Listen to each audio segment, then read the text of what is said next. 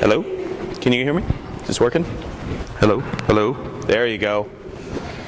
This is God. Okay. So there was a man, and he was laying on his deathbed. And beside him, faithfully as always, was his wife, and they had been married for 50 years. He looks up at his wife and he says, "You know, you've been with me throughout my whole life." He says, "When I was a young man and we had first met, I was penniless, and yet you still went out with me." And he said, "You even married me." And he said, "And immediately after our wedding, I was shipped off to war." And he said, "You were so faithful that you joined the nursing corps, and when I was wounded, you were there by my bedside."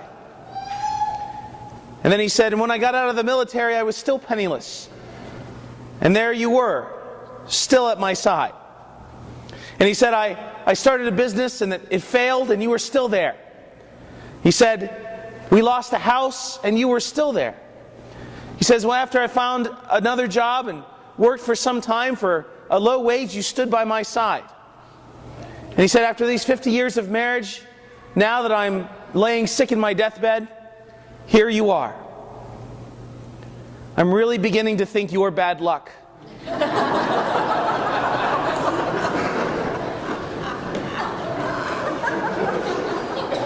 Someone really enjoyed that over here. It's good. It's a joke. Anyway, so I want to tell you a story. I'm not sure if I told this story here or not. I don't know where I tell my stories anymore because I preach at so many places now, including my own 2 places. And also, I couldn't tell this story because my therapy wasn't done yet. So that's not true. I'm still in therapy. Anyway, I like to tell you the story of my junior prom. And of course, you know, your prom is kind of one of those most important pivotal moments of your life, or so they say, or so it seems when you're, 17. And there was this girl that I really liked. And let's call her, for all intents and purposes, and also so you can't look her up on Facebook, her name was Susie, let's say that. And I just was enamored with Susie. She was the cutest girl in the class. I thought she had just moved in from another state, and I just thought she was the bee's knees.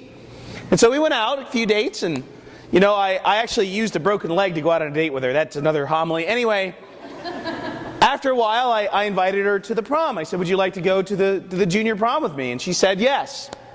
And so I made all these preparations. And I joined my 3 other friends with their girlfriends or their dates. And we rented a limousine. I really like this girl. We rented a limousine. All 4 of us put on tuxedos with tails. That's right, tails. We all look like conductors of symphony orchestras. And we had top hats and canes. All we needed was a mustache and a monocle. We could have been the Monopoly guy. And the big night started to come by. And we were getting ready. I was getting ready in my house. And I don't remember what my parents were doing, but they went somewhere else. And I was getting ready, I had my tuxedo on. And I was very, very nervous.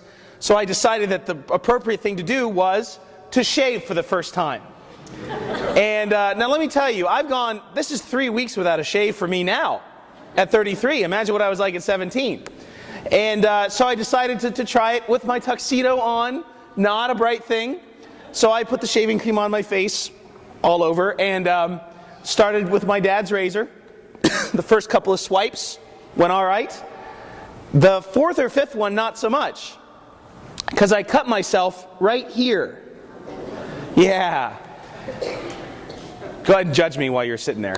So I'm like freaking out because I don't know if you know this. You cut yourself shaving at all, it bleeds. You cut yourself right under your eye, So I'm standing there, and luckily my mom is a nurse, and we happen to have lots of gauze in the house and lots of bandages. So I put the gauze on my face and taped it up, and I probably looked like the Phantom of the Opera or something like that. And just as I got the gauze on, the doorbell rang, and it was the limo driver.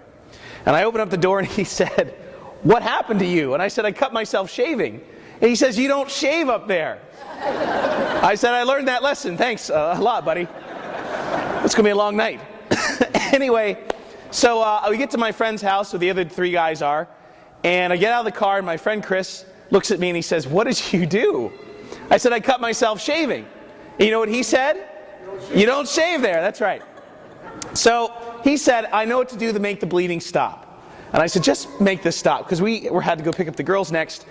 And he went into his house and came back outside with a bottle of green rubbing alcohol. Oh, I know. Just, you're doing that and you're just hearing about it. Imagine what I felt. So he put some on the gauze and I put it on my face. Birds flew out of trees, in the distance a wolf howled. I don't know what was going on. It was crazy. So I'm standing there and I'm trying to just compose myself, and finally the bleeding stops. I have pictures to prove that I had this big gash on my face.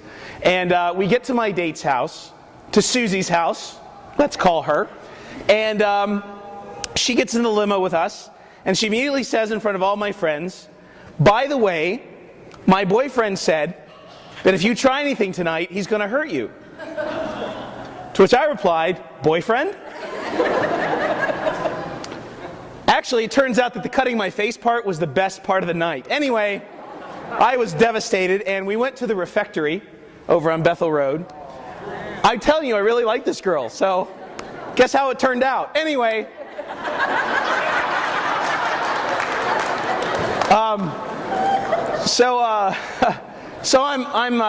she buys the most expensive thing on the menu, which is rabbit. It was $75.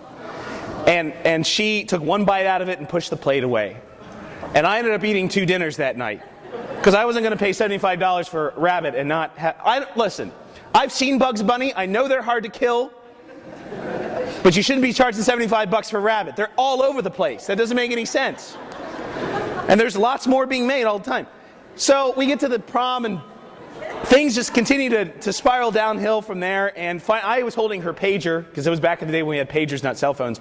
And at 2 in the morning, we were going to go bowling after the prom, and her pager goes off 6 times at 2 in the morning with a family emergency. And I couldn't thank God enough for whoever was paging her out of that date, because I just wanted to end it. And so I took her home, and I never really, it was the Memorial Day weekend, so Tuesday after Memorial Day, she comes up to me and she says, are you mad at me? Because you seem like you're really mad at me. And I said, well, why would I ever be mad at you? And that was the day that I decided to become a priest. That's actually not true. I knew I was going to be a priest about 1.5 years before that, but it's a tremendous confirmation of what I was supposed to do. So I'm fine. I'm 15 years later. Anyway, the pills help. Anyway, so now the reason I tell that story is it was one of those moments that I considered a confirmation of my vocation, because 1.5 years before I had asked God to give me a sign that I was supposed to be a priest. And I'll tell you that homily some other Sunday. And I got that, and I kind of knew that I was going to go to seminary at that point, and yet, I wanted to be a normal guy and go on dates and work. I had a great job working in a movie theater in Westerville, and kind of a normal guy. And at the end of high school, I just ended up going to the Josephinum, because I felt that call from God. Now, I tell that story, first of all, because it's a great story, and there's so much drama in the whole thing. And the second thing is that all of us have this vocation. You see, that's precisely what the readings are about.